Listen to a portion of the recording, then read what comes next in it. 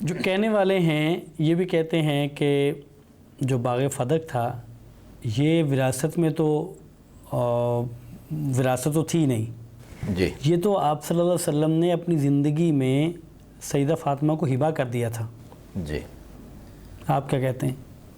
جی آپ یہ اصل میں انہوں نے جب میراث کا جواب مل گیا حدیث سے تو یہ آگے سے انہوں نے ایک نیا اعتراض گڑھا ہے اور اس کی حقیقت کوئی نہیں ہے.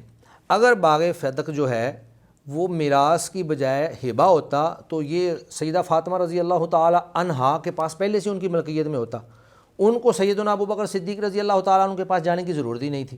جیسا کہ اللہ کے نبی صلی اللہ علیہ وسلم نے تمام ازواج مطہرات کو ایک ایک گھر جو ہے وہ ہبہ کر دیا تھا، وہ ان کی ملکیت میں دے دیا تھا، وہ انہی کا تھا اور اس میں وراثت نہیں تقسیم ہوئی کیونکہ وہ ان کے اپنے گھر تھے. اور اسی طرح آپ نے حضرت فاطمہ کو بھی ایک گھر دیا تھا، حضرت عباس کو بھی ایک گھر دیا تھا.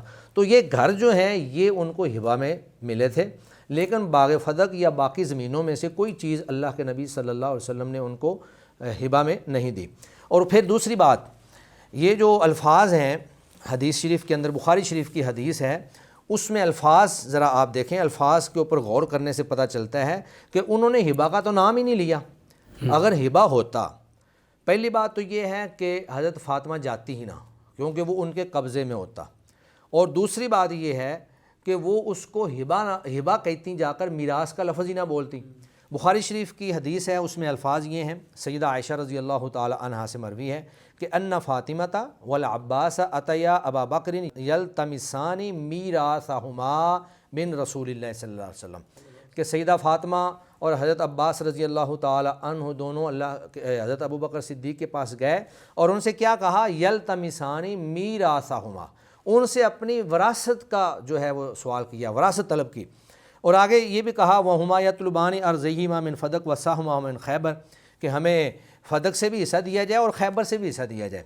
تو وہ شاید یہ سمجھ رہے تھے کہ خیبر کی زمینیں، اسی طرح فدق کی زمینیں، یہ شاید اللہ کے نبی کی ملکیت بنی ہیں، حالانکہ وہ ملکیت نہیں بنی تھیں. یہی وجہ تھی کہ سیدنا ابو بکر صدیق رضی اللہ تعالیٰ عنہ نے وہ معروف حدیث ان کو بیان کر کے فرمایا کہ لا نورث ما ترکنا فہو صدقہ، اور لا نورث یہاں بھی وراثت کی، یعنی انہوں نے تقاضے اور مطالبے میں بھی وراثت کا کہا. جی جی، تو انہوں نے جواب میں جو حدیث مبارکہ وہ بھی وراثت والی ہی سنائی، یعنی ہبہ کا یا معاملہ نہیں رہا. ہبہ کا کوئی معاملہ نہیں ہے. تیسری بات پھر وہ یہ ہے، جی تیسری بات پھر وہ یہ ہے کہ اگر یہ ہبہ ہو گیا تھا جی اور سیدنا ابو بکر صدیق رضی اللہ تعالیٰ عنہ نے یہ جبرن لے لیا تھا یا ان کو نہیں دیا، ان کی ملکیت سے لے لیا، تو پھر باقی جو خلفاء ہیں یہ بات پھر ادھر آ گئی جی کہ عمر فاروق، عثمان غنی، علی المرتضیٰ، تو سب نے پھر یہ تو سب شریک ہو گئے نا.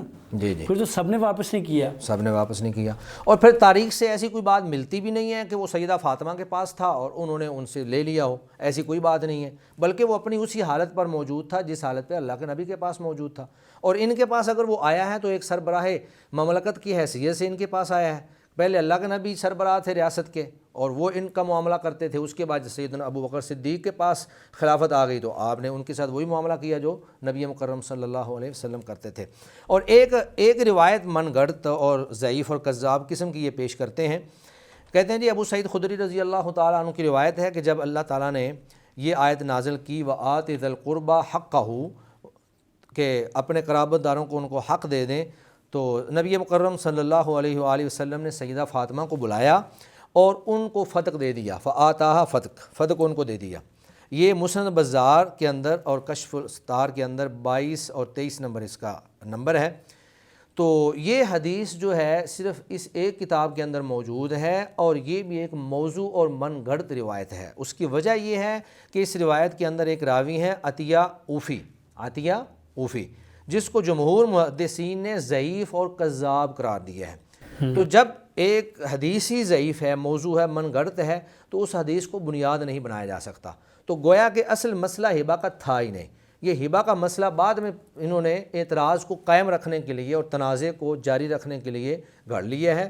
حالانکہ اس وقت تو جس طرح کہ میں نے بخاری شریف کی حدیث آپ کے سامنے پیش کی کہ یلتمسان میراثہما، سوال انہوں نے ہبہ کا نہیں کیا تھا، انہوں نے سوال میراث کا کیا تھا.